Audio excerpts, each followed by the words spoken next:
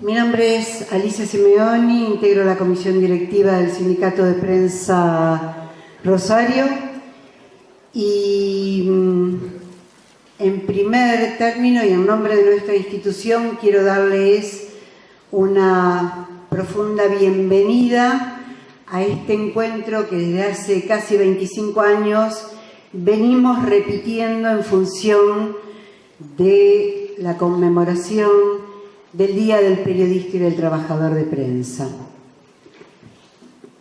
Este año, a esta fecha, que en realidad es el 7 de junio, y a esta convocatoria que hacemos todos los años, se sumó un interesantísimo aditamento que es el que la Escuela de Comunicación Social de la Facultad de Ciencia Política y Relaciones Internacionales de la UNR, cuya directora me acompaña, Elizabeth Martínez de Aguirre, cumple los 40 años de su creación.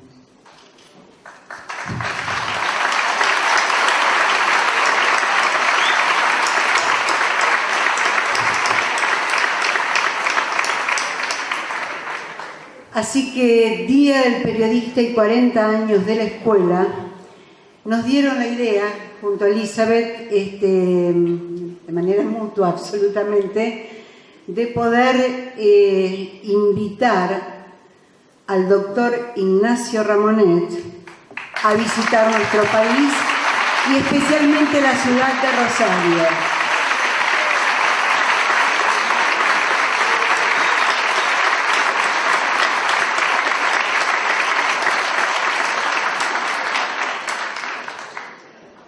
Semejante tarea no podía ser enfrentada por una sola organización. Entonces, lo primero que quiero decir es que va nuestro profundísimo agradecimiento a todas las organizaciones que ahora menciono y con las que trabajamos codo a codo para hacer posible este rato, este encuentro que vamos a compartir. Desde la Escuela de Comunicación Social, la Facultad de Ciencia Política, cuyo decano está presente, Franco Bartolacci. Gracias al rector de la Universidad Nacional de Rosario, al profesor Darío Majorana. Muchísimas gracias a ANSAFE Provincial, la Asociación del Magisterio de Santa Fe, en todo el orden provincial, que junto con nuestro gremio integran la CTA de la provincia de Santa Fe. Y muchísimas gracias también al Instituto Movilizador de Fondos Cooperativos y al banco Credicop, la banca solidaria, que nos ha respaldado en todo este proyecto hace 3 meses y hoy una realidad que queremos compartir con ustedes. Antes de pasar al acto y darle la palabra a Elizabeth, pasar al acto donde se le entregará el título de doctor honoris causa de la Universidad Nacional de Rosario al doctor Ignacio Ramonet, quiero tomarme un breve tiempo, pero para recordar que un 7 de junio de 1973, cuando hacía 2 meses y medio que habíamos ingresado a la universidad, cerraron esa escuela privada. Perdón la emoción, tengo compañeros.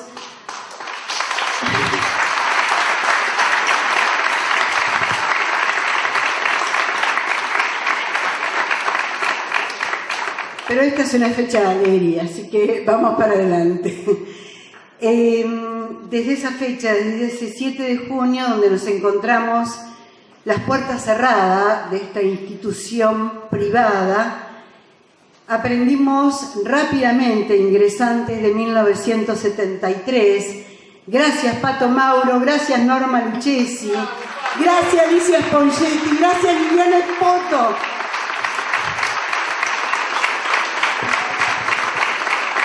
Gracias Víctor Aliprandi, el primer director de la carrera. Gracias Susana Frutos. Gracias a la memoria de Nicolás Rosas y del profesor Eduardo Garat, detenido desaparecido por la dictadura militar.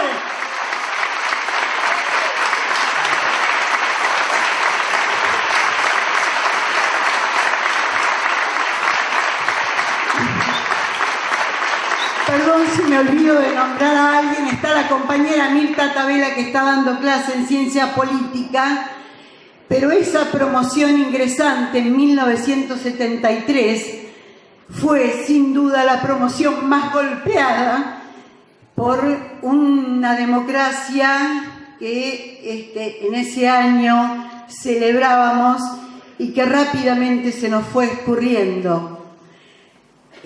Junto a nuestros mayores, a nuestros compañeros de los años superiores, a docentes como algunos de los que he nombrado, y seguramente cometo Pichón Preselo presente, cometo el olvido de muchos otros nombres, aprendimos entre todos rápidamente que debíamos unirnos, trabajar colectivamente, y así fue que con mucho esfuerzo, con alcancías, cuando se estaba haciendo la peatonal Córdoba, juntando lo que podíamos, se logró que los compañeros de los cursos superiores podían viajar, y los profesores también pudieran viajar a Buenos Aires, y el entonces ministro de Educación, Jorge Tayana, firmó el decreto de creación de un instituto de comunicación social al que se le dio una pequeña oficina donde funcionaba, pero donde todos nos sentimos enormemente contenidos.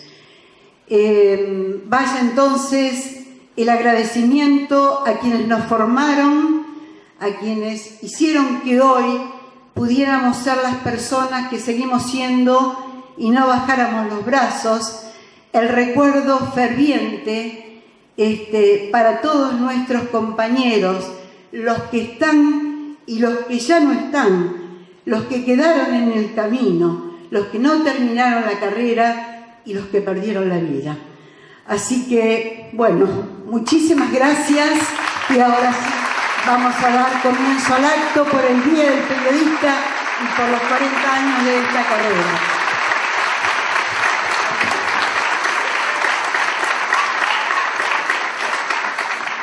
Bueno, le agradecemos a Alicia esta contextualización que le ha dado marco a esta celebración tan significativa para nosotros, y vamos a dar comienzo entonces al acto académico de entrega del título de honor honoris causa de la Universidad Nacional de Rosario a nuestro invitado, el doctor Ignacio Ramonet, reiterada y merecidamente laureado en nuestro país y en otros países del mundo por su extensa, comprometida y brillante trayectoria intelectual y profesional. Preside esta ceremonia el señor rector de la Universidad Nacional de Rosario, el profesor Darío Mayorana. Lo acompañan el distinguido doctor Ignacio Ramonet, el señor decano de la Facultad de Ciencia Política, licenciado Franco Bertolazzi, en su condición de padrino del doctorando. Se encuentra también presente el licenciado Fabián Lisiré, director de Radio Universidad y docente de la Escuela de Comunicación Social de la Facultad de Ciencia Política y Relaciones Internacionales de la Universidad Nacional de Rosario, quien será responsable de la laudatio. Asisten también a esta ceremonia los señores integrantes de la Comisión Representativa de todos los claustros establecida a tal efecto. El decano de la Facultad de Derecho, doctor Ernesto Granados. El decano de la Facultad de Humanidades y Artes, profesor José Goiti. la decana de la Facultad de Psicología, psicóloga Laura Manabela, la psicóloga Élida Penecino, el doctor Carlos Lorenzo, el doctor Darío Kraft, el licenciado Javier López, la licenciada Norma Abraham, la señora Paulina Marcaida, el señor Marcelo Lamberto, el señor Federico Fina, el abogado Rodrigo Martínez Pintado, el técnico Mauro Pérez. Asiste también el señor decano de la Facultad de Ciencias Bioquímicas y Farmacéuticas, Esteban Serra, el señor director del Instituto de Cooperación Latinoamericana de la Universidad Nacional de Rosario y demás integrantes del Consejo Superior de esta Casa de Altos Estudios, señores secretarios y subsecretarios rectorales, señores vicedecanos y secretarios de las distintas facultades de nuestra universidad, gabinete de la Facultad de Ciencia Política y escuelas dependientes. Asimismo, hoy nos honran con su presencia, además de los representantes de entidades organizadoras y coorganizadoras, cuyo agradecimiento ya expresó nuestra colega Alicia Simeoni, autoridades y legisladores nacionales y provinciales, y en la figura de nuestro ex vicerrector y actual diputado nacional, Eduardo Seminara, sintetizamos y agradecemos su presencia en los nombres de todos ellos. Autoridades de la Municipalidad de Rosario, autoridades de consulados con sede en la ciudad de Rosario, autoridades de universidades nacionales, autoridades y presidentes de los distintos bloques del Consejo Municipal de Rosario, autoridades de la Asociación del Personal de la Universidad Nacional de Rosario, autoridades y representantes del Sindicato de Trabajadores Judiciales de la provincia de Santa Fe, miembros del Sindicato Argentino de Docentes Particulares, SADOP, representantes de diferentes instituciones educativas relacionadas con el campo disciplinar de las ciencias de la comunicación, invitados especiales, público en general y muy especialmente queridos estudiantes. Para continuar entonces con esta ceremonia, se dirigirá a nosotros el consejero superior Fabián Visiré.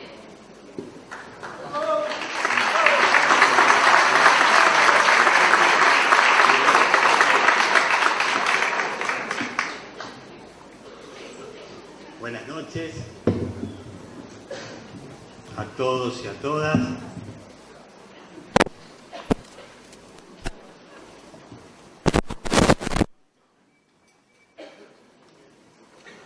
Voy a enumerar algunos nada más de los antecedentes que tiene el doctor Ignacio Ramonet, porque si no, no terminaríamos nunca, digamos, por sus cuantiosos antecedentes en materia de comunicación y periodismo. Y después, como bien decía Elizabeth, voy a hacer, sí, lo que creo, me voy a extender un poquito más para hacer una semblanza de lo que significa la presencia de tamaña personalidad, lo que significa en particular para América Latina y para Argentina. Bueno, el profesor Ramonet tiene una amplia y sobresaliente trayectoria periodística, habiéndose desempeñado como editorialista y columnista en diversas agencias y medios de comunicación del mundo, gráficos, radiales, televisivos. Director de la publicación mensual Le Monde Diplomatique en español, entre otras significativas actividades profesionales.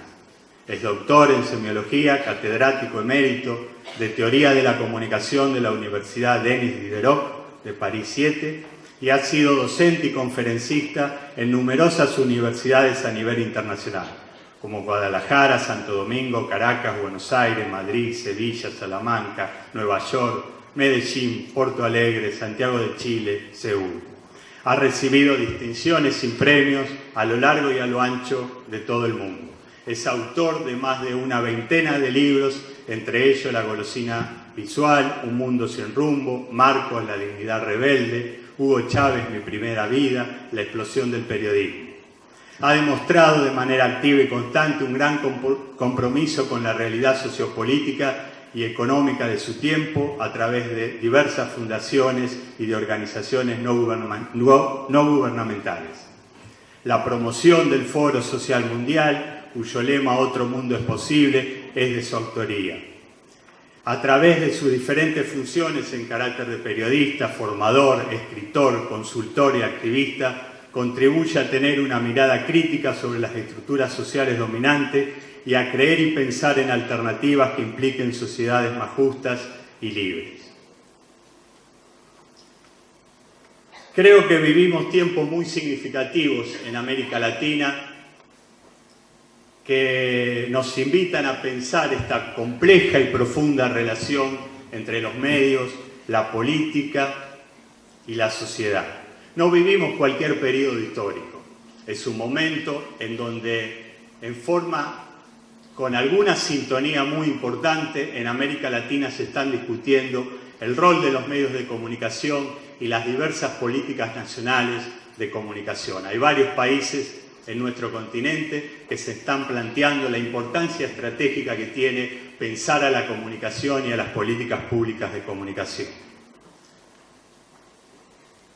La Escuela de Comunicación en sus 40 años y el Sindicato de Prensa de Rosario consideran que es imprescindible repensar estas problemáticas y para eso tener que nos ayude uno de los exponentes más claros a nivel internacional de las decisivas consecuencias que tienen la problemática de los medios y el periodismo en el sistema democrático. Es una tarea imprescindible de realizar. El profesor Ramonet nos dice que los medios son el principal problema de la democracia. La pluralidad de voces y la diversidad de ideas en los medios son en la actualidad la condición esencial de la democracia. Entonces, si tenemos un entramado mediático concentrado, centralizado, si tenemos que la mayoría de los medios están orientados al lucro, esa democracia se va a ver restringida, limitada, devaluada, es lo que los politólogos llaman democracia de baja intensidad. Esta concepción que tiene el profesor Ramonet de la comunicación como un bien público y social y como un derecho humano universal básico necesita, para materializarse en políticas concretas, de marcos regulatorios y políticas públicas de comunicación. Si no, la democracia, como decíamos, se ve claramente restringida y hoy es muy difícil creer que tenemos una sociedad democrática si los medios de comunicación no están democratizados. La información está funcionando sencillamente como una mercancía. Otra premisa, otra categoría conceptual, otra creación, otra invención política del profesor Ramonet que muestra claramente que si la información se transforma en un bien de mercado regido por la oferta de la ley, la oferta y la demanda, pierde su característica intrínseca, natural, específica, fundamental de las leyes del periodismo, del buen periodismo. Hacer buen periodismo se desvirtúa y todo se transforma en una actividad sensacionalista, de urgencia, en donde se pierde la contextualización de la información, la documentación, el chequeo de la fuente, todo lo que conocemos como el buen periodismo. Aquí en esta sala hay muchos estudiantes de periodismo y seguramente van a ver en tensión permanentemente en estas sociedades con medios concentrados que esta idea de la comunicación como mercancía y como bien público están en permanente tensión y que es necesario la formación y la competencia profesional para hacer del periodismo la actividad que otrora en otros tiempos era claramente de defender a los intereses de los ciudadanos. De esta manera se degrada la profesión del periodista, pierde credibilidad. Dice el profesor Ramonet, el hombre contemporáneo corre por tanto el riesgo de convertirse en un ignorante saturado de información. Vaya paradoja en una sociedad con superinformación, con sobreabundancia de información, la calidad de esa información no está al tono con la cantidad. La calidad de esa información muchas veces se ve limitada por esta idea de entender a la comunicación como una mercancía. Entonces nos podríamos preguntar en dónde ha quedado esa idea de los medios de comunicación y de la actividad periodística como el cuarto poder. Ha perdido su función esencial de contrapoder. La prensa era la voz de los sin voz, era una vía donde los ciudadanos se sentían identificados, servía como valla de contención para los atropellos y las arbitrariedades de los poderes establecidos. Dice el profesor Ramonet, los medios son el aparato ideológico de la globalización neoliberal. El aparato mediático es el segundo poder. La jerarquía de poderes con la globalización se ha trastocado. Ya ahora lo que controla y lo que mayoritariamente produce las relaciones de poder en la sociedad es el poder financiero y el segundo poder es el poder mediático. Esta pareja que muchas veces funciona de manera sincronizada y que se multiplica y se potencia una a otra, hoy genera que estos latifundistas mediáticos se oponen a la reforma de los medios y las políticas públicas de comunicación, como los latifundistas de la tierra se oponían a la reforma agraria. Esta frase del profesor Ramonet, qué cara y qué real y cierta es en la historia de América Latina. Nosotros podemos repasar lo que significa la historia de nuestro continente y cómo las clases dominantes y los grupos oligárquicos impedían cualquier transformación de la tierra, porque era el recurso natural fundamental para producir un proceso de independencia. Y hoy son los medios de comunicación los que actúan como coartando los principios fundamentales de una democracia más inclusiva, con equidad social, con justicia social y que permite un desarrollo productivo más equilibrado de la sociedad. Podemos apreciar que estas categorías conceptuales tienen una precisión muy significativa en América Latina y lo vivimos particularmente en la Argentina, que a partir de la sanción de la nueva Ley de Servicios de Comunicación Audiovisual hubo una crítica feroz de los medios de comunicación concentrados y dominantes como nunca se había experimentado en la historia política de los medios en América Latina. No es casualidad, esta crítica tenía que ver porque esta ley precisamente cuestiona los fundamentos esenciales del poder concentrado y del poder que centraliza la información y que no permite que la información sea un bien público y un bien social. Y vaya que si serán certeras estas categorías conceptuales para la Argentina. Nosotros tenemos la clara conciencia de lo que significó la lucha por una nueva ley de servicios de comunicación audiovisual. ¿Por qué casi 30 años la democracia en la Argentina había demorado en esta asignatura pendiente de tener un nuevo marco regulatorio en materia de políticas públicas de comunicación? Esto es debido al enorme poder de los grupos concentrados que sistemáticamente impidieron cualquier tipo de ley que regule el mercado, el Estado y la sociedad en materia de comunicaciones. Y no es casualidad que junto con la ley de radiodifusión sea la ley de entidades financieras, la otra ley que aún hoy tenemos de la dictadura cívico-militar última que se dio en nuestro país. No es casualidad que estas dos leyes son tan importantes y que una todavía sea una asignatura pendiente. Cuando el profesor Ramonet establece esta pareja entre el poder mediático y el poder de los medios concentrados, está mostrando claramente un concepto acerca de cómo se construye hoy el poder en la sociedad, y lo vimos claramente y cotidianamente en lo que fue la discusión de la Ley de Servicios de Comunicación Audiovisual, lo que significó esa alianza estratégica entre los poderes corporativos, el poder mediático y el poder concentrado de los medios, impidiendo la discusión, el debate, la sanción y hoy también la implementación de una nueva ley en materia de comunicación audiovisual.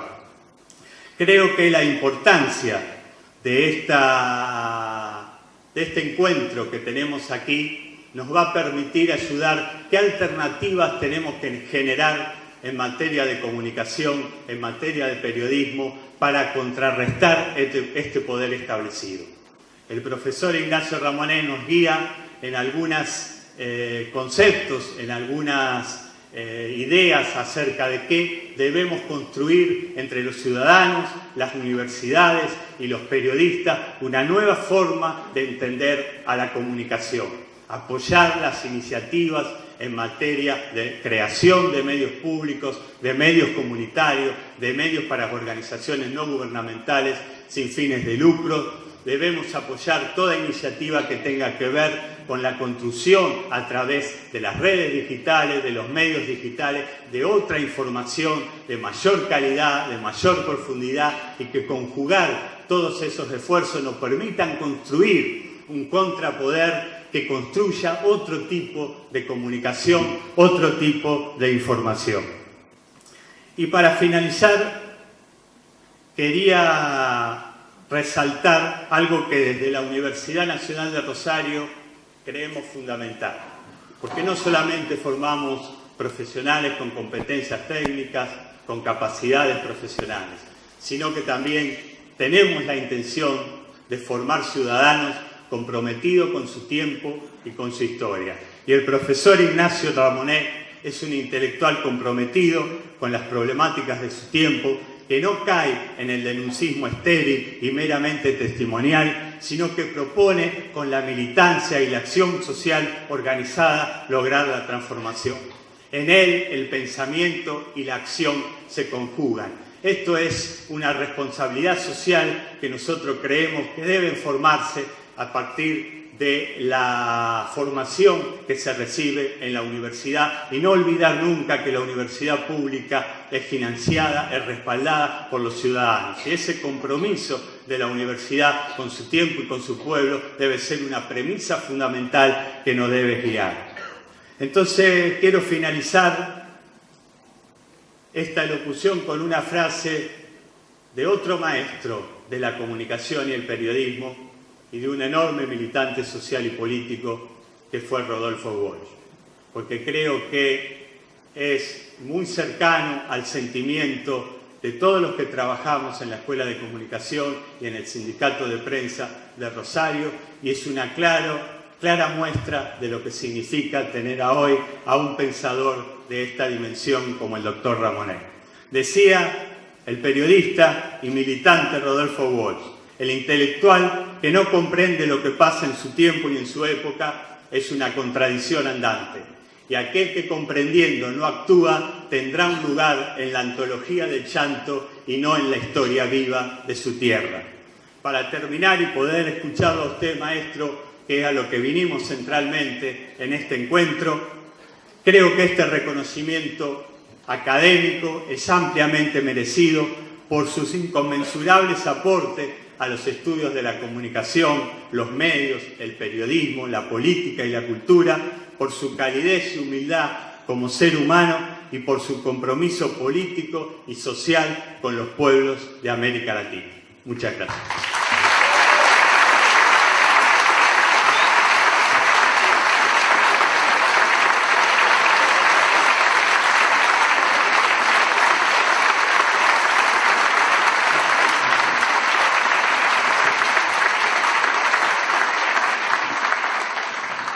Muchas gracias, Fabián Bisiré, por la justa elocuencia de su laudatio. Muchas gracias a los estudiantes y al público en general que quedó por fuera y en las inmediaciones de este recinto y del teatro y que están recibiendo la transmisión de este acto y de esta ceremonia a través de las pantallas que están ubicadas en las cercanías. Muchas gracias a ellos también. Y a continuación se dirigirá a todos los presentes nuestro querido rector de la Universidad Nacional de Rosario, con ustedes el profesor Darío Mayorana.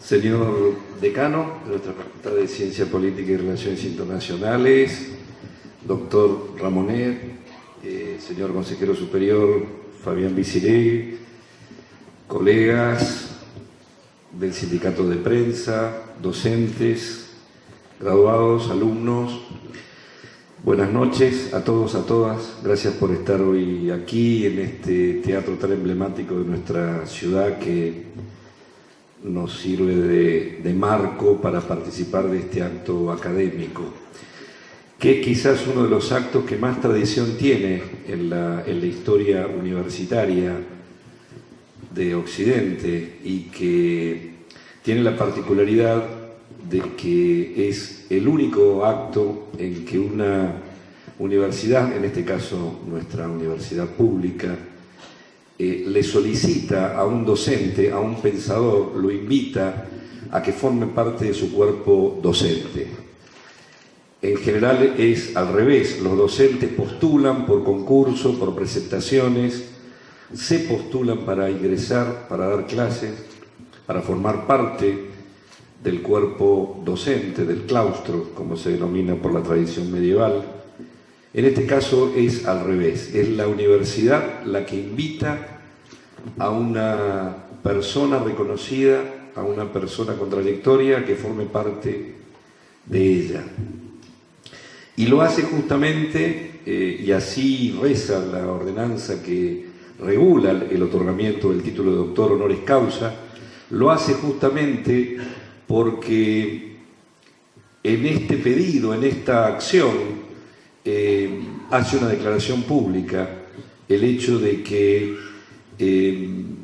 plantea formalmente que todos los principios, el pensamiento, todas las virtudes y sostenes éticos que esa persona sostiene, que ha militado durante toda su vida, que ha planteado el reconocimiento de sus pares y de la comunidad, ese pensamiento, esa acción, esa ética, esa militancia, son las virtudes, el pensamiento y la militancia que queremos transmitir a nuestros estudiantes, que queremos sostener como institución, que queremos que sea público, como es público el lema de la universidad, formar personas que piensan.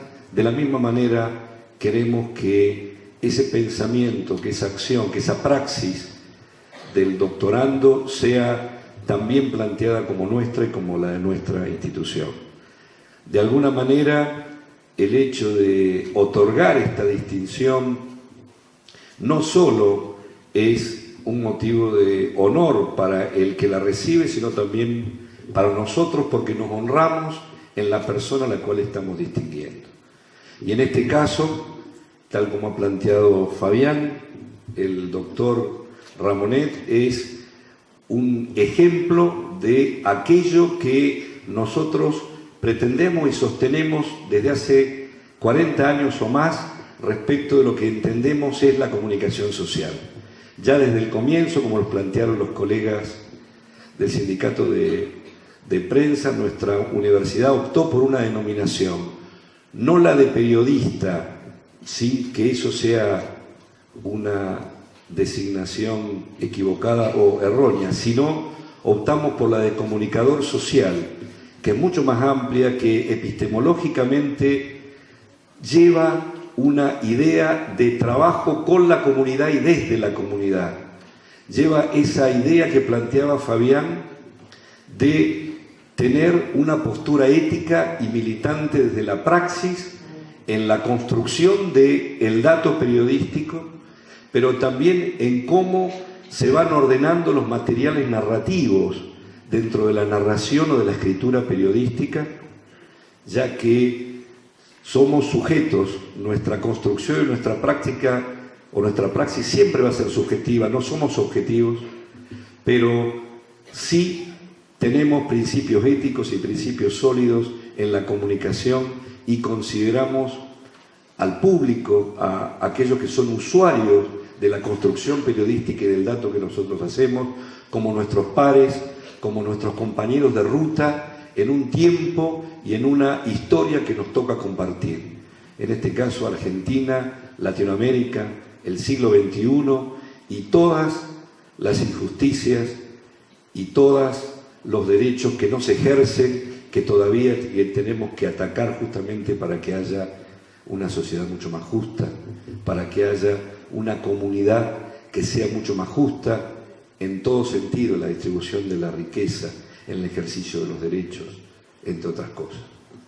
Entonces, es justamente la actuación del doctor Ramonet, que está plasmada en sus textos, que está plasmado en su militancia, en su acción, la que nos lleva a pedirle, a invitarlo a que forme parte de nuestra universidad a partir de hoy, que brinde todos los conocimientos que tiene y que de alguna manera sea el espejo en el cual uno se mira y que le devuelve su propia imagen justamente para mejorarla. Fabián nos decía algo muy cierto: nunca hubo en la historia de la humanidad tanta gente que supiera tan poco sobre tantas cosas. La información puede ser una llave formidable para el ejercicio de los derechos, para la decisión informada, para una serie de cosas que construyen y hacen avanzar y progresar a la comunidad. También puede ser, aún estando disponible en tiempo real, también puede ser una maraña que confunda, una maraña que plantee los peores valores retardatarios, los peores valores de la intolerancia, los peores valores del no progresismo. El hecho de estudiar comunicación social, el hecho de plantearlo como una praxis de vida y como una profesión, implica necesariamente, como lo ha planteado el doctor Ramonet, tener un compromiso. El compromiso que todos esperamos que nuestros estudiantes y nuestros graduados tengan, en función de que es la propia comunidad la que, como decía también Fabián, sostiene los estudios de ellos y de tantos otros miles de estudiantes en todas las universidades públicas del país. Cabe recordar siempre, y no hay que cansarse de decirlo, que por la herencia de lucha y de historia de nuestro país, los estudios universitarios son no arancelados. Eso no significa que sean gratuitos, porque el pueblo es el que lo está sosteniendo. Y el esfuerzo que hacen miles de argentinos por formar a nuestros ciudadanos y a ciudadanos de otros países latinoamericanos, cosa que en estos días están criticando muchos periodistas, porque somos también generosos con ciudadanos latinoamericanos que no podrían estudiar en sus propios países. Y sin embargo, nuestro país los acoge, porque la idea justamente no es que tengamos lo mejor para nosotros y cerremos las fronteras. La idea justamente es transitar un camino latinoamericano distinto, justamente para tener una patria más amplia. Ser latinoamericano es una decisión, no es una cuestión que uno tiene por herencia. Entonces, esa ética, esa praxis, ese comportamiento es el que esperamos de todos nuestros estudiantes, de todos nuestros graduados, y hoy, otorgando este título de doctor honoris causa al doctor Ramonet, lo estamos reafirmando y esperamos que en los próximos 10, 20, 30, en los próximos 40 años de nuestra Escuela de Comunicación Social, otros que tomen la posta que vamos a dejar nosotros en algún momento, sigan con estos ideales, sigan con las mismas ideas, porque es cierto que tenemos instrumentos legales nuevos, es cierto que hay más conciencia en la comunidad, pero también es cierto que los pasos que estamos dando a partir de la ley de medios audiovisuales, a partir de la democratización que se está abriendo en nuestro país y en otros países de Latinoamérica, tienen que profundizarse, porque justamente siempre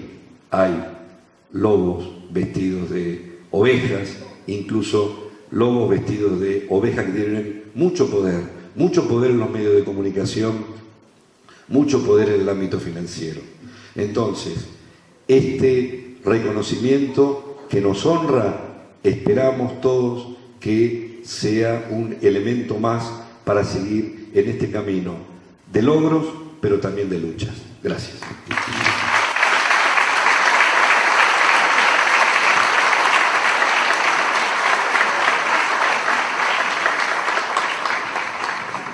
Muchas gracias, señor rector, por su discurso. Seguidamente se dará lectura de la resolución del Consejo Superior de nuestra universidad número 314 de fecha 13 de mayo de 2014.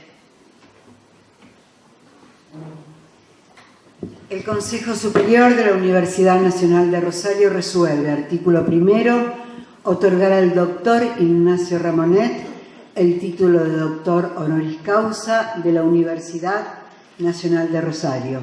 Artículo segundo, encomendar el padrinazgo del doctorando, doctor Ignacio Ramonet, al señor decano de la Facultad de Ciencia Política y Relaciones Internacionales, licenciado Franco Bartolazzi. Artículo tercero, de forma, firmado rector profesor Darío Mayorana, presidente Consejo Superior.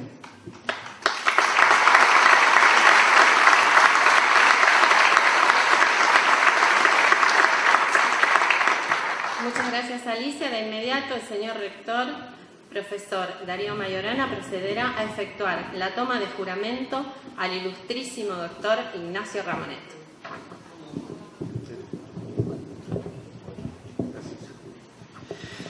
Doctor Ignacio Ramonet, jura respetar y hacer respetar en cuanto de usted dependa el Estatuto de la Universidad Nacional de Rosario y colaborar con todos sus esfuerzos en la defensa de sus principios y en el logro de sus fines. Lo juro.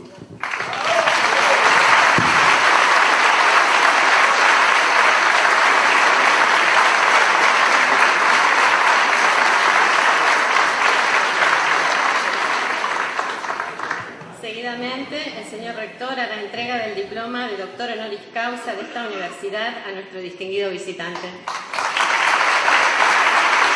Asimismo, le hace entrega de la resolución respectiva, también de una medalla de esta Casa de Altos Estudios.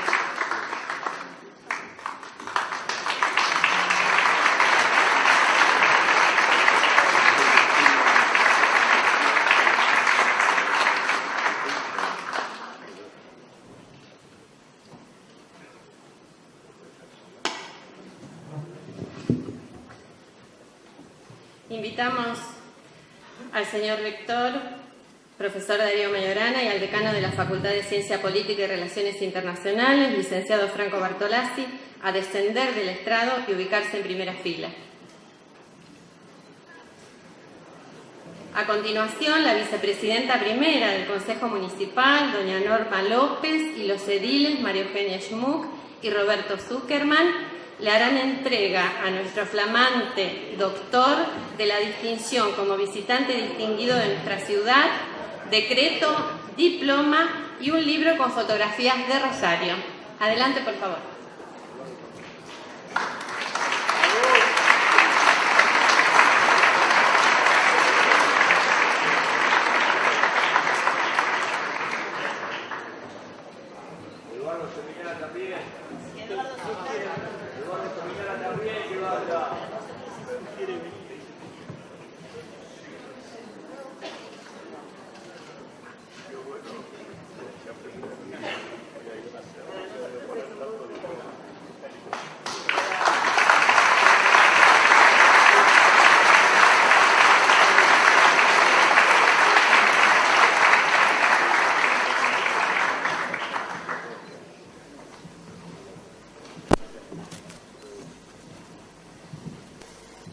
Por último, le entregarán un presente el secretario general del Sindicato de Prensa Rosario, Edgardo Carmona, la secretaria general de AMSAFE Provincial, ambos gremios integrantes de la CTA Provincial, Sonia Arezo, y la presidenta de la filial litoral del Instituto Movilizador de Fondos Cooperativos, también en representación del Banco Credicop, Claudia Paredes.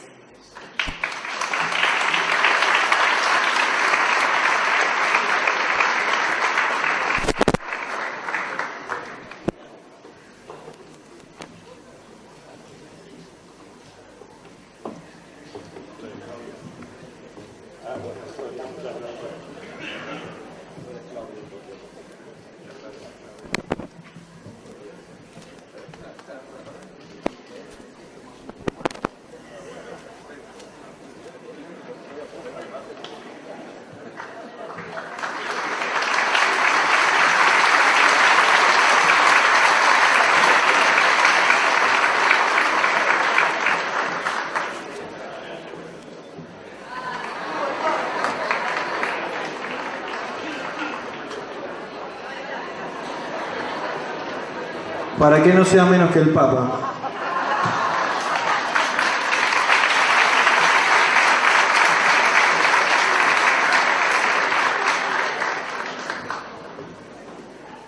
Muy bien, y a continuación entonces escuchar las palabras del doctor honoris causa de la Universidad Nacional de Rosario, el doctor Ignacio Ramonet.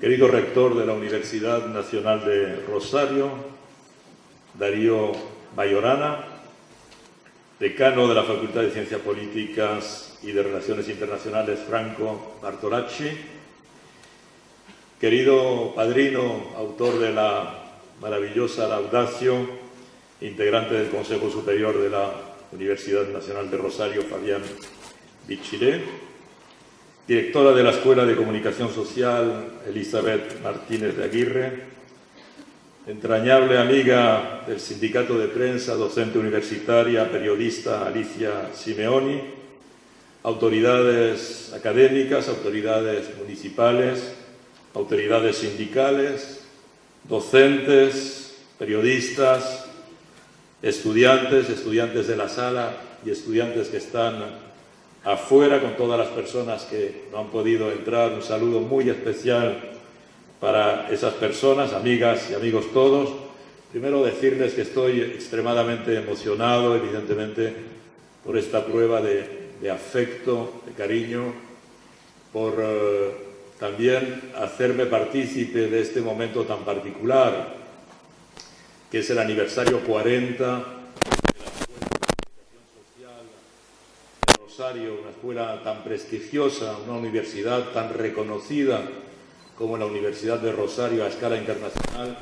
Es para mí, por consiguiente, un honor, efectivamente, recibir esta distinción y recibirla en este marco tan impresionante, este magnífico teatro, con ustedes. Es un momento, repito, muy entrañable, y les transmito mi más profundo agradecimiento. Quisiera, como me lo han pedido, decir unas palabras sobre, bueno, palabras un poco más que unas palabras, lamentablemente, sobre un tema particular, sobre el que Fabián insistió antes, algunos aspectos de mis preocupaciones sobre los medios. El título que le he dado a esta conferencia es Medios Públicos, Guerras mediáticas y desafíos democráticos en América Latina. Porque en el paisaje audiovisual, los canales públicos de radio y televisión, los canales públicos de radio y televisión representan una fracción de muy variable importancia según el país y según el momento histórico. En unos pocos países, donde finalmente no existe libertad, el sector público puede ocupar la totalidad del espacio mediático.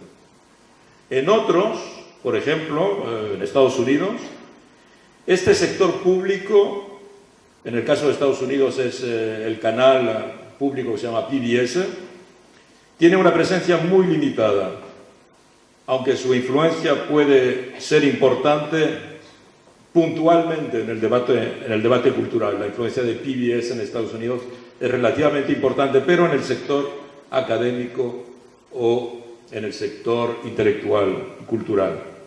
Entre estos dos extremos, únicamente un sector público sin existencia de medios privados, o únicamente un sector privado sin prácticamente existencia de sector público, se puede hablar de un modelo europeo que combina a la vez un sector público fuerte, por una parte, y por otra parte, dispositivos de regulación que se aplican a todos los servicios de comunicación audiovisual, ya sean públicos o ya sean privados.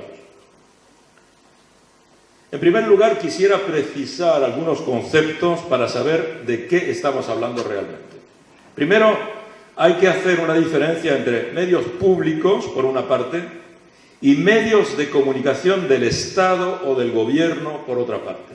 Medios públicos por una parte, medios del Estado, medios del Gobierno por otra parte. ¿Por qué? Además del Estado nacional y del Gobierno, hay en cada país otras entidades de carácter público que tienen derecho a expresarse de forma independiente, a expresarse por medio de emisoras de radio, periódicos, sitios internet. ¿Cuáles son esas entidades? Por ejemplo, los parlamentos, por ejemplo, los partidos políticos, los sindicatos, los poderes locales, es decir, los estados, las regiones, las provincias, los municipios, las comunidades y organizaciones culturales, organizaciones étnicas, religiosas, lingüísticas, las universidades, hay televisiones de universidades en varios países de América Latina, los centros de investigación, etc.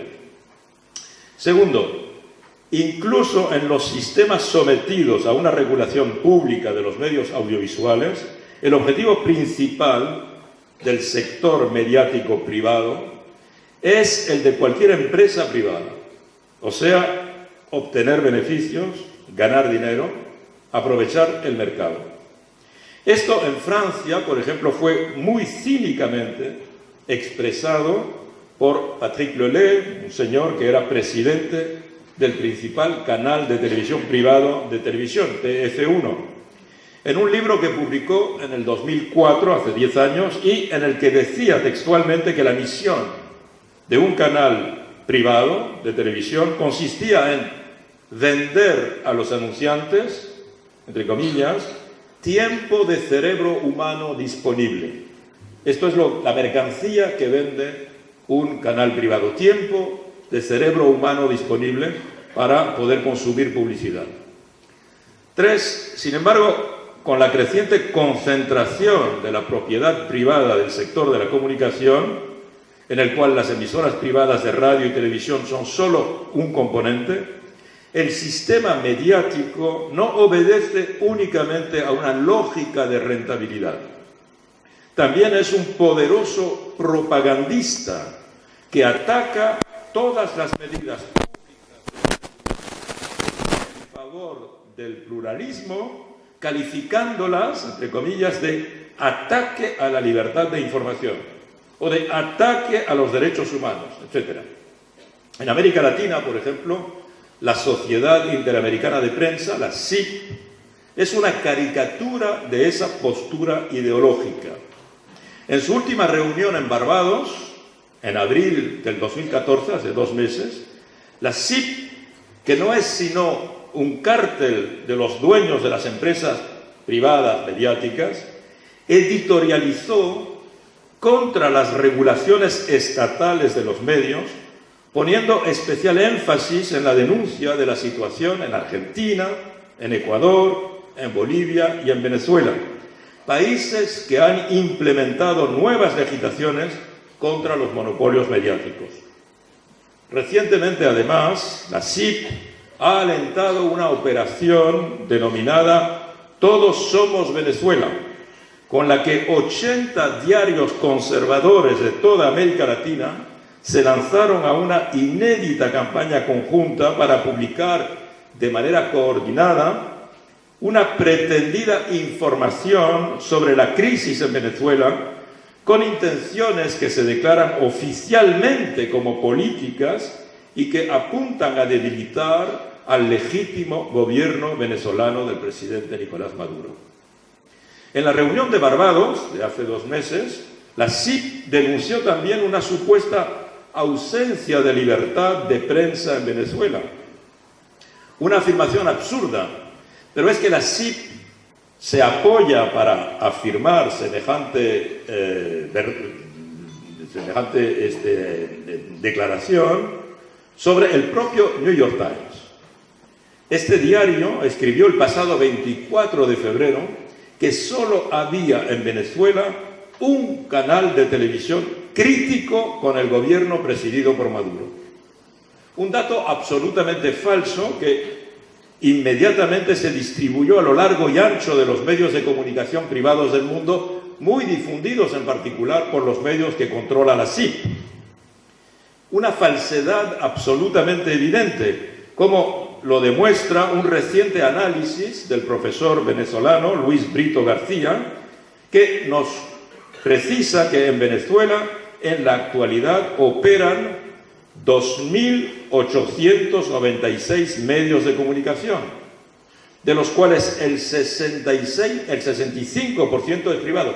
El 65% es privado, o sea, los 2/3 son privados, el 31% comunitario y solo un 3% son medios del Estado.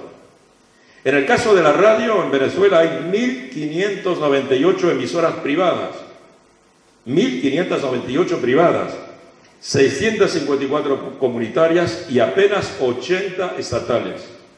En la televisión sucede algo muy similar, ya que hay 55 canales privados, 55 privados, 25 comunitarios y solo 8 de propiedad estatal. O sea que estamos muy lejos de esa afirmación del New York Times que repitió además el secretario de Estado de Estados Unidos, el señor Kerry, diciendo que efectivamente en Venezuela no había canal crítico de televisión, más que un canal crítico de televisión, y el señor Kerry precisó además que en Venezuela no había libertad de acceder a Internet, cosa absolutamente absurda. Más que en otros continentes, el sistema mediático privado en América Latina se ha convertido en un actor político de choque contra los gobiernos progresistas. En Venezuela recordamos que este sector privado de medios participó abiertamente en el golpe de Estado del 11 de abril del 2002 contra el presidente Hugo Chávez y sigue participando en el intento de golpe lento actual contra el presidente Nicolás Maduro. En otros países, como Argentina, Bolivia, Ecuador, está realizando el sector mediático privado, está realizando campañas de desestabilización contra los respectivos gobiernos en su intento por impedir toda democratización de la legislación del sector de la comunicación. En estos países, la inmensa mayoría de los medios privados se comporta como fuerzas políticas de oposición y en ocasiones como fuerzas golpistas. Estados Unidos es otro ejemplo del papel antidemocrático del sistema mediático privado. Allí la vida política está secuestrada por las grandes corporaciones que gastan miles de millones de dólares para comprar espacio o tiempo de publicidad en los medios a fin de derrotar a los candidatos al Congreso hostiles a sus intereses y elegir a otros que serán entonces meras marionetas en sus manos. La sentencia de la Corte Suprema de Estados Unidos el 21 de enero del 2010, que permite a las empresas privadas financiar sin limitaciones las campañas electorales, le da carácter oficial al concepto de $1, un voto, y no una persona, un voto. Hasta el punto de que el presidente Barack Obama, a pesar de haber sido beneficiario de este sistema, pues recogió más aportaciones financieras que su competidor, calificó la sentencia de la Corte de, una cita, gran victoria para las multinacionales petroleras, los bancos de Wall Street, las compañías de seguros y otros grupos de interés, quienes cada día movilizan fuerzas en Washington para ahogar la voz del pueblo estadounidense. Lo dice Barack Obama, es una cita de Barack Obama.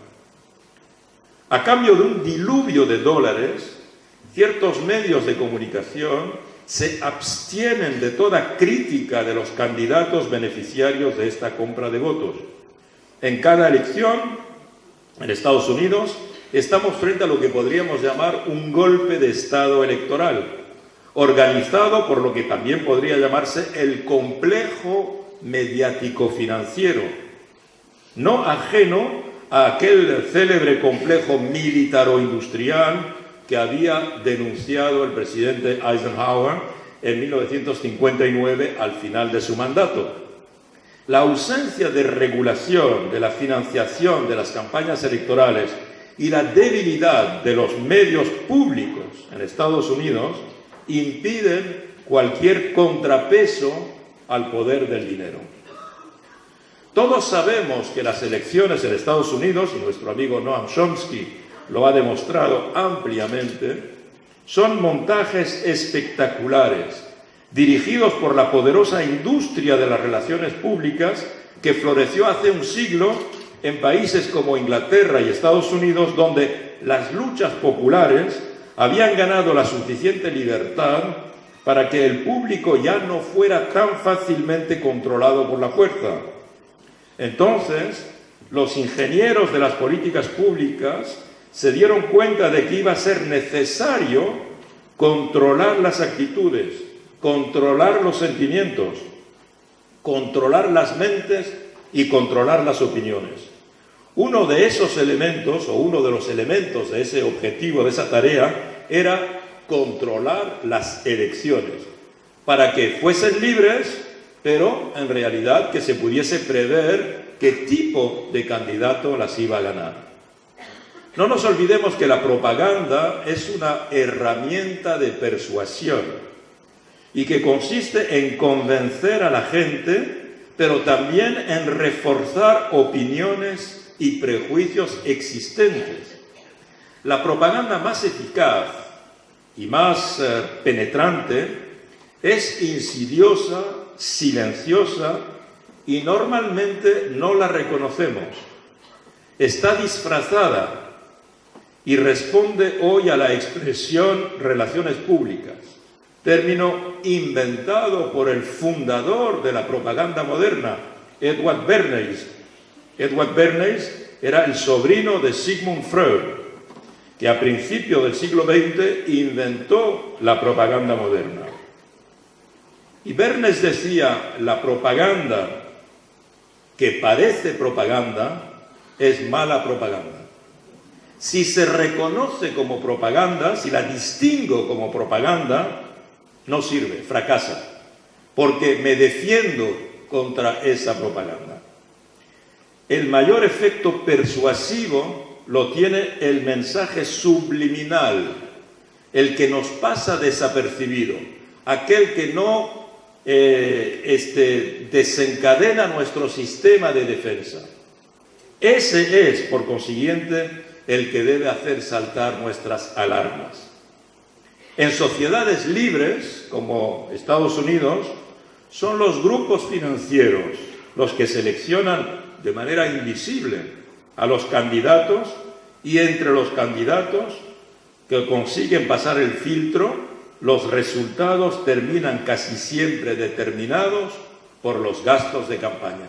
Quien más gasta en su campaña, quien más fuerza de choque tiene desde el punto de vista financiero para financiar su campaña, más posibilidades tiene de ser candidato o candidata y de ganar las elecciones. La situación es más sofisticada en Europa. Por un lado, la financiación de las campañas electorales casi en todos los países de Europa está establecida por la ley. Por otro lado, no existe el concepto de canal de radio o de televisión opositor. No existe ese concepto. Debido a los dispositivos de regulación, los partidos políticos de la oposición, sea cual sea el gobierno, tienen cierto acceso a los canales públicos y privados. Pero sería un gran error centrarse solo en este derecho de acceso. El formataje de las mentes se hace de manera mucho menos visible a través de la estructura y del contenido de los telediarios. Sensacionalismo, por ejemplo, a base de crímenes, de accidentes, de catástrofes, reducción de la política a polémicas superficiales entre personalidades, cobertura de los problemas económicos y de las luchas sociales a través del único prisma neoliberal, aunque los autodenominados medios privados independientes naturalmente no reconocen que la política es también mediática y que ellos, por lo tanto, hacen política. Todo medio de comunicación masiva hace política. Hay que insistir, como afirma el profesor Manuel Castells, que, cito, las diferentes formas de control y manipulación de los mensajes y de la comunicación en el espacio público están en el centro de la construcción del poder. Por consiguiente, hay que conocer la estructura de la propiedad de los medios privados. ¿A quién pertenecen los medios? Es la pregunta sistemática que deben plantearse los ciudadanos, porque quienes poseen los medios dictan más o menos discretamente los contenidos de esos medios. Si la banca necesita, la banca española, el conjunto de los bancos españoles, necesita que España pida un rescate financiero a la Unión Europea, o si requiere toneladas de dinero en préstamos a nulo interés del Banco Central Europeo, es mucho más útil que esto lo apoye un periódico como El País y que no lo pidan directamente los banqueros. De ese modo, y con este objetivo, la deuda de 5.000 millones de euros pasó a 3.000, porque los 2.000 millones de mengua corresponden a un crédito sindicado por parte de 3 bancos españoles, la Caixa de Cataluña, el Banco de Santander y HSBC, que no es español, que es un banco de Hong Kong, que ingresaron como accionistas de referencia en la empresa Prisa. ¿Tiene esto una influencia con el contenido del diario? El hecho de que casi la mitad de la deuda esté ahora en manos de los bancos. ¿Tiene una influencia en el contenido del diario? Bueno, por ejemplo, la respuesta, es sí. Y en particular, la respuesta afirmativa se puede deducir a propósito del tratamiento de Argentina y el tratamiento que se le ha dado a la presidenta Cristina Fernández en el contenido del diario El País. Antes de que la presidenta Cristina nacionalizara yacimientos petrolíferos federales, el principal accionista de la petrolera era Repsol, una empresa española, cuyo principal accionista es precisamente el banco La Caixa de Cataluña, a su vez accionista de referencia del País. Lo hemos visto porque he comprado su deuda. Y todos recordamos la posición intransigente que defendió El País ante el gobierno de Cristina y el proceso de nacionalización de YPF en mayo de 2012. ¿Por qué esa actitud? Bueno, pues era una actitud dictada, o por lo menos podemos sospechar que estaba dictada por su accionista La Caixa, que defendía sus intereses. El País, un diario que se caracteriza por sus posiciones frenéticamente favorables a los latifundios mediáticos en América Latina y a las oligarquías tradicionales, y por su rechazo empecinado de toda ley de medios que en Venezuela, Argentina, Ecuador o Bolivia intente garantizar una mayor pluralidad de contenidos. A propósito de Venezuela, El País da muestras de una auténtica neurosis obsesiva periodística. La sintomatología de esta venezolanofobia se manifiesta en sus editoriales. En las últimas semanas he estado viendo los títulos del editorial principal de El País y les cito 4 o 5 títulos. Venezuela ingobernable. Venezuela sin salida. Parálisis en Venezuela. Maduro se radicaliza. Crimen en Venezuela. Maduro se atrinchera. Oiga, ¿dónde está el pluralismo? ¿Dónde está la diversidad de puntos de vista? Es una obsesión sistemática monomaníaca. El nuevo director del País, que se llama Antonio Caño, en un encuentro digital auspiciado por el propio periódico, el pasado 5 de mayo, hace apenas un mes, menos de un mes, reconoció abiertamente que la misión de su diario, del País, no era de informar objetivamente, sino cambiar gobiernos en América Latina. Textualmente dijo lo siguiente, cito, se puede verificar: en las circunstancias actuales, el País debe contribuir a la transición hacia la democracia en países como Cuba o Venezuela. Somos un periódico que pretende representar las aspiraciones de los ciudadanos, especialmente de la clase media, a la modernización, la libertad y el progreso. Es decir, ningún objetivo de tipo periodístico, un objetivo puramente ideológico.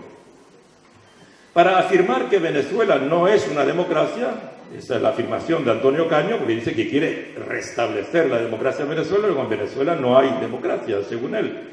Antonio Caño se basaba en una tribuna publicada el 9 de marzo de 2014, en marzo pasado en El País, por Mario Vargas Llosa, en la que Vargas Llosa exponía su punto de vista y declaraba tajantemente, porque así lo ha decidido el señor Vargas Llosa, cito, Venezuela ya no es un país democrático.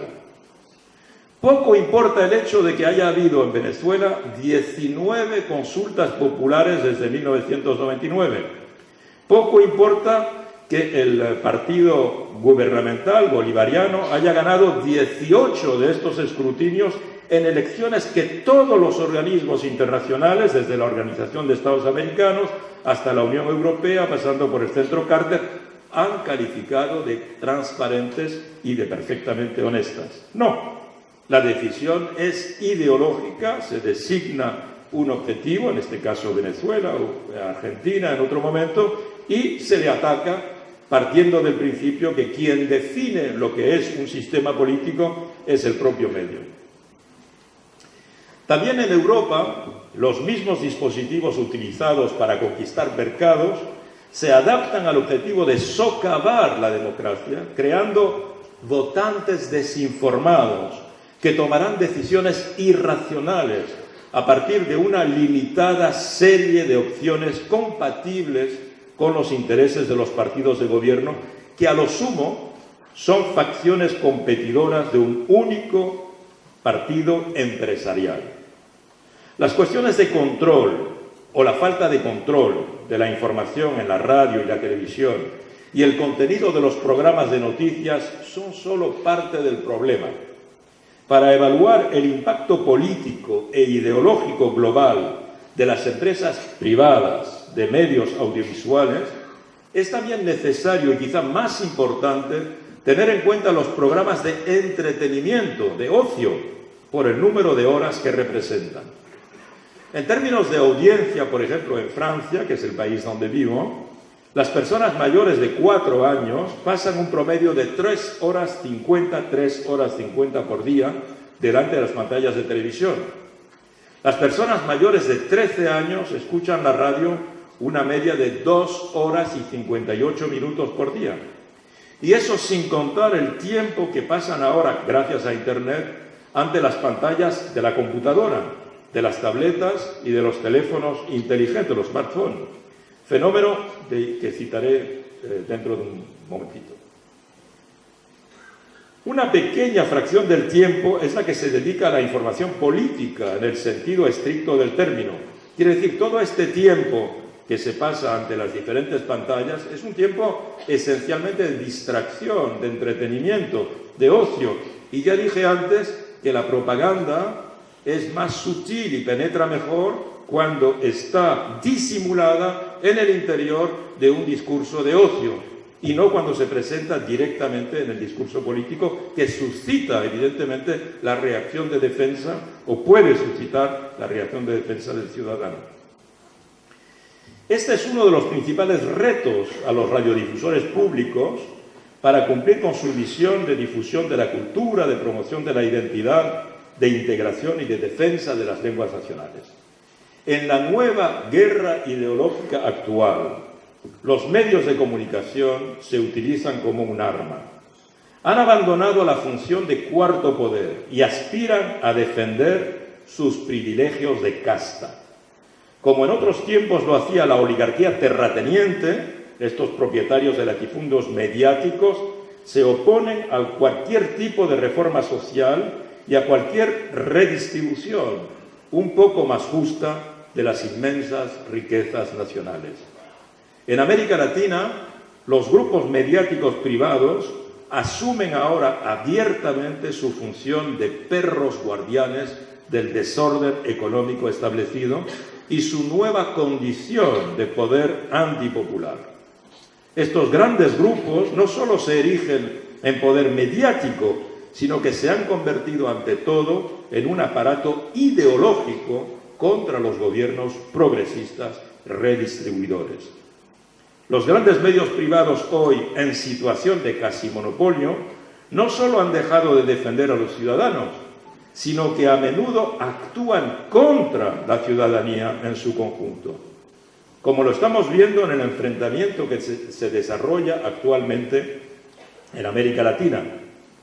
En los países progresistas latinoamericanos, donde la oposición política fue derrotada en elecciones libres y democráticas, donde la oposición política fue democráticamente vencida varias veces, los grupos mediáticos de prensa, radio y televisión más importantes, más monopólicos, se lanzaron en una guerra mediática contra la legitimidad democrática que representan estos gobiernos. Los medios de información en manos de unos cuantos privilegiados han utilizado toda la artillería de las manipulaciones, de las mentiras, de las falsedades, para intentar intoxicar las mentes de los ciudadanos en una guerra ideológica abierta para defender sus privilegios. Esa manera de oponerse y de sabotear el resultado de una elección totalmente democrática es lo que en los años 1970 hizo el diario El Mercurio en Chile contra el gobierno democrático de Salvador Allende. O fue lo que hizo también en los años 1980 el diario La Prensa en Nicaragua contra los sandinistas.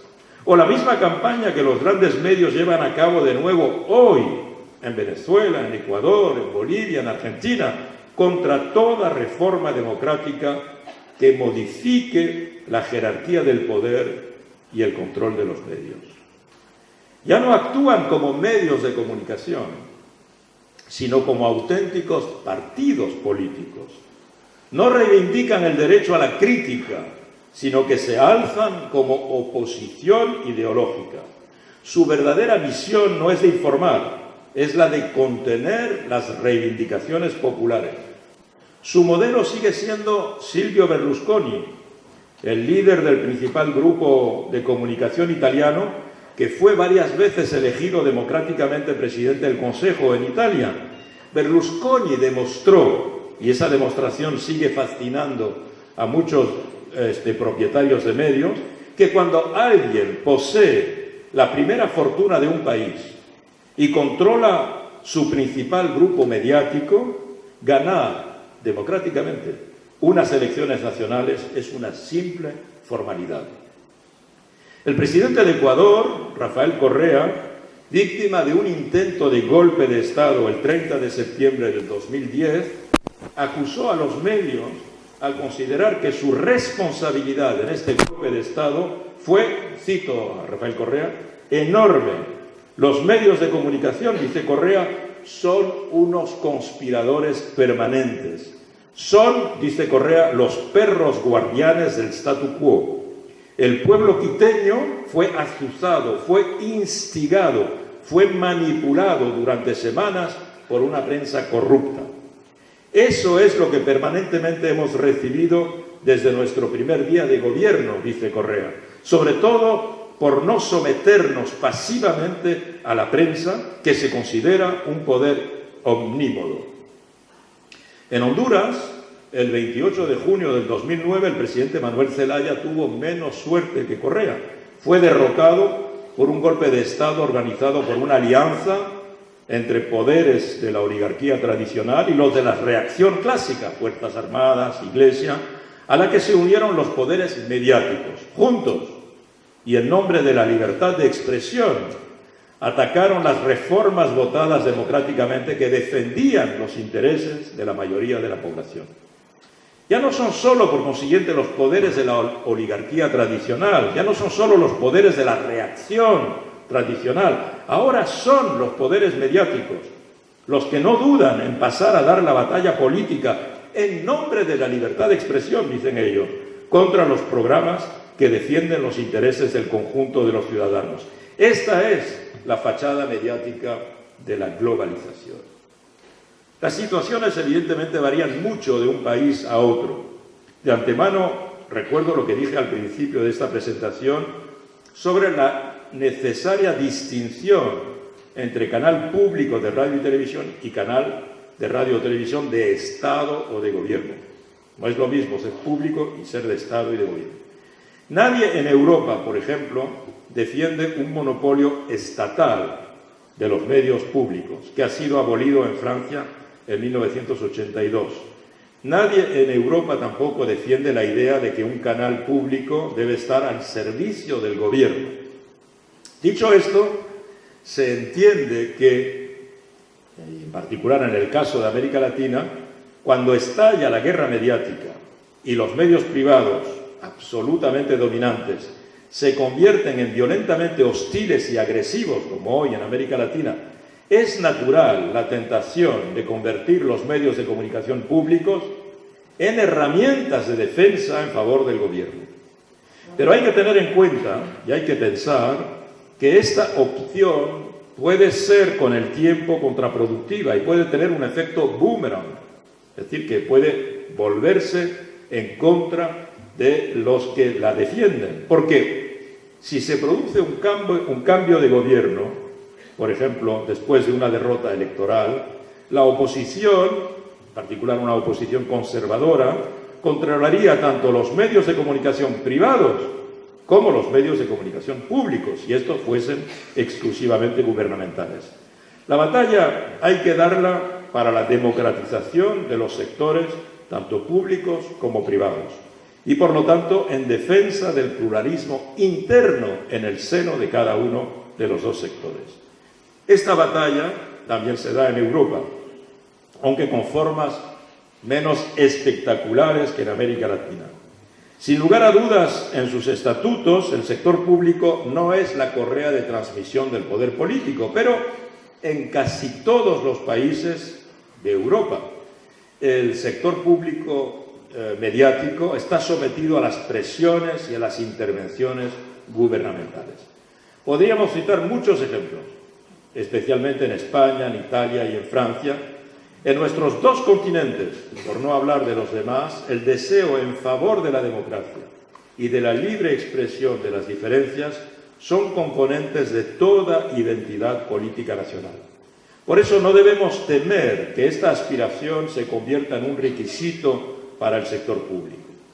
En cualquier caso, con la explosión del número de canales y la convergencia de las comunicaciones audiovisuales y de las comunicaciones electrónicas, el sector público tiene ahora que competir con la proliferación del sector privado y no tiene a priori una audiencia garantizada. El sector público debe conquistar y retener esta audiencia. Es inútil producir programas sus propios menús a partir de los sitios de podcast o de replay, de los canales de televisión y sobre todo de las plataformas de intercambio de vídeos como YouTube. Esta migración de los jóvenes de la televisión a la computadora y también a las tabletas o a las pantallas de teléfonos inteligentes y por lo tanto la migración de programas sin ningún tipo de limitaciones físicas o de tiempo no puede ser ignorada. Los canales de televisión, tanto públicos como privados, tendrán que adaptarse. No saben todavía cómo, pero los canales públicos tienen una responsabilidad especial de anticipar este fenómeno si no quieren desaparecer. La cuestión del control político de la información producida por el sector audiovisual público tiende con demasiada frecuencia a eclipsar el contenido de sus programas. Sin embargo, son ellos, mucho más que los telediarios o que las emisiones de información, los que contribuyen, repito, al formateo, al formataje de las mentes. Desde este punto de vista no vemos diferencias fundamentales entre los canales públicos y los canales privados en muchos casos. Se nota en particular que las series estadounidenses, las teleseries estadounidenses, están omnipresentes tanto en los canales privados de máxima audiencia y también ocupan un espacio muy importante en los canales públicos en detrimento de la producción nacional, por lo menos es así en Europa. Los medios de comunicación siempre han tenido un papel destacado en las guerras encubiertas de Estados Unidos, especialmente en América Latina. En tanto que conglomerados de empresas que comparten los mismos intereses generales que el imperio no han tenido ningún reparo en ponerse al servicio de la propaganda imperial. Pero si la guerra encubierta se ha convertido en la forma hegemónica de hacer la guerra, también los medios de comunicación han adquirido un protagonismo mayor y han sufrido transformaciones en su forma de operar, impulsados por el desarrollo tecnológico. Con Internet y con las nuevas tecnologías de la comunicación y la información, y en particular con las redes sociales, se ha añadido una mayor potencia contaminante a la capacidad de los medios tradicionales que ahora utilizan las imágenes y mensajes de los ciudadanos para hacer propaganda. La supuesta democratización de los medios masivos gracias a Internet o a las redes sociales ha sido la oportunidad para que cientos de ciudadanos se conviertan en un ejército de propagandistas con tweets o hashtags que siempre que estén en la línea adecuada serán replicados y amplificados por los medios tradicionales. Así, las redes sociales están siendo utilizadas a modo de drones para bombardear ahora nuestras conciencias. Las imágenes falsas y manipuladas sobre los conflictos en las calles de Venezuela, que recientemente inundaron Internet, han circulado mayoritariamente a través de las redes sociales. Algunos medios tradicionales también las han usado porque la inmediatez, la urgencia y la credibilidad que se otorga a los supuestos testigos directos siempre es mayor que la que puede aportar un periodista contratado por un medio que puede ser acusado de tener una ideología. Los activistas sociales, a través de las redes, se convierten de ese modo en la tapadera perfecta para que los medios dominantes utilicen estas imágenes sin necesidad de contrastar ni verificar las fuentes. Porque en realidad lo que importa es que estas imágenes circulen e inunden Internet, ya que reforzarán la matriz previamente creada por los medios masivos. Si decimos que en Venezuela hay unas autoridades represoras, entonces mostrar cualquier tipo de imagen, se haya filmado donde haya sido, y que muestre una escena de represión, trabajará en favor de reforzar esa matriz que ya hemos previamente creado mediante los medios masivos privados antibolivarianos. Si se trata de imágenes o noticias falsas, no importa, aunque sean falsas, ya que sirven igualmente para reforzar los mensajes adecuados y la maqueta intelectual, ideológica ya establecida.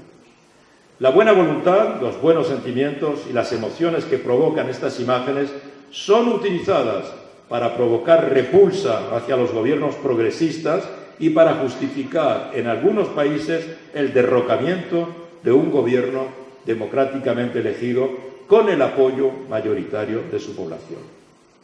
El gran desafío, pues, a los canales públicos, tanto en Europa como en América Latina, es garantizar el ejercicio del derecho de acceso de los diferentes grupos sociales y políticos a dichos medios como elemento fundamental de la participación ciudadana. Otro desafío es el de producir programas que, respetando la letra y el espíritu de su visión de servicio público, sean a la vez populares y de alta calidad, con el fin de atraer a una gran audiencia. Esto es a la vez una cuestión de creatividad y de libertad de expresión cultural y una cuestión de financiación para deshacerse de la dictadura de la publicidad. Hay que resistir a la tentación de limitar las producciones del sector público a unas audiencias minoritarias. Si lo hiciéramos, sería desertar el campo fundamental de la batalla cultural. Muchas gracias.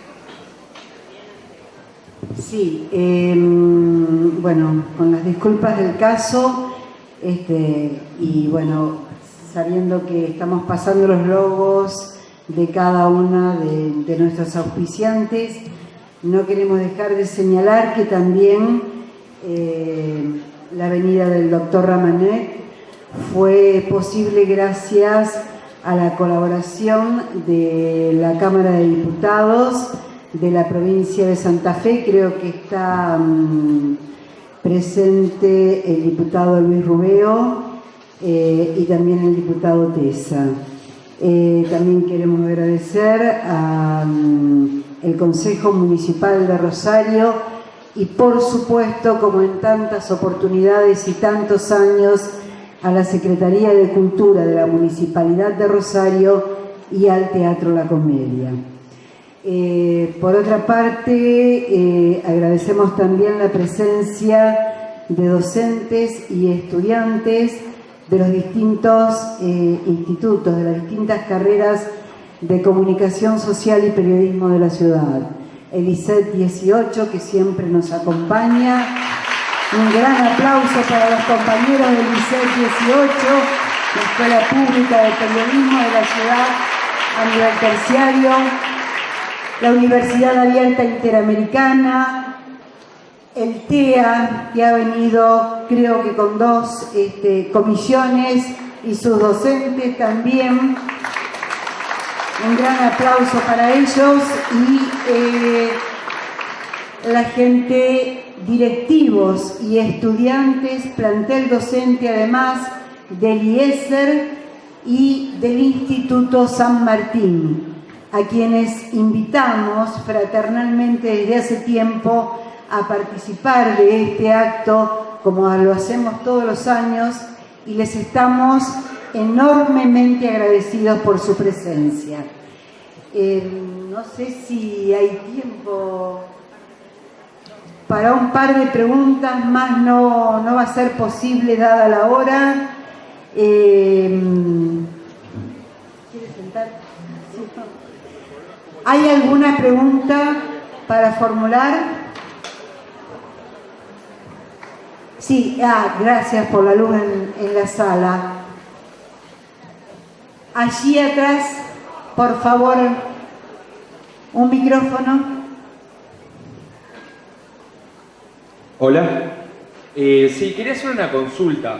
Más que nada, yo como estudiante acá de Rosario, lector, digamos, de los periódicos y de los multimedios del país, quería consultarle si le parecía, de parte de ciertos medios particulares, digamos, de la Argentina, que existe un linchamiento mediático sobre militantes políticos y particularmente militantes allegados al gobierno nacional, así como también la ridiculización de algunos políticos, como también, a mi manera de entender, una estrategia de generar, digamos, un clima de violencia social en donde de alguna manera se trata de justificar cosas injustificables como un linchamiento o digamos, algún incidente de inseguridad. Si no cree que, digamos, esto forma parte también de una estrategia tanto de ridiculizar militantes como también de generar un clima de violencia social. Bueno, no le puedo, digamos, hablar del contenido de los medios en Argentina, que conozco muy mal. Eso, aquí en la sala hay muchos especialistas de comunicación, periodistas, profesores que seguramente lo podrán hacer, pero no cabe duda de que cuando hay una guerra mediática, este tipo de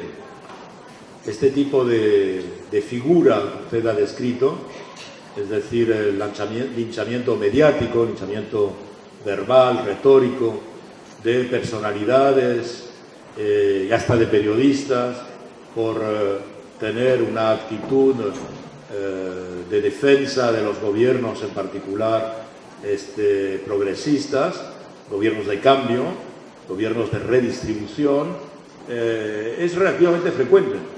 Es relativamente frecuente y son casos que encontramos en otros países, en Ecuador, donde hay una batalla mediática tremenda, mucho más virulenta que la que existe en Argentina.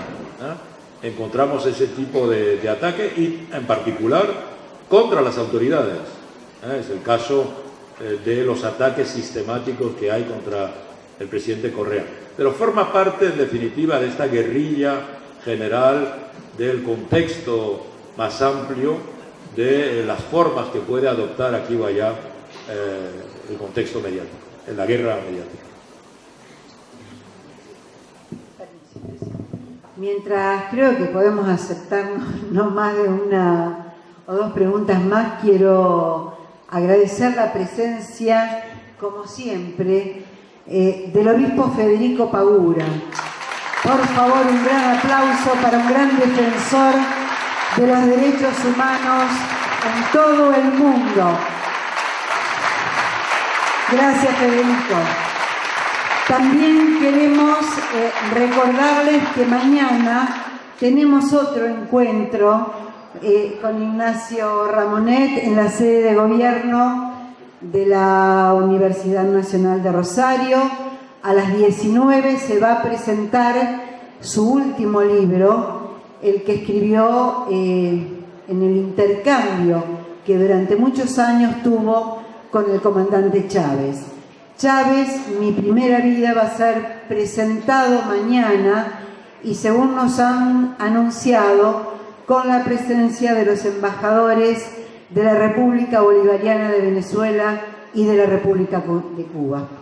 Así que están todos invitados a la sala Ricardo Suárez de la sede de gobierno de la universidad.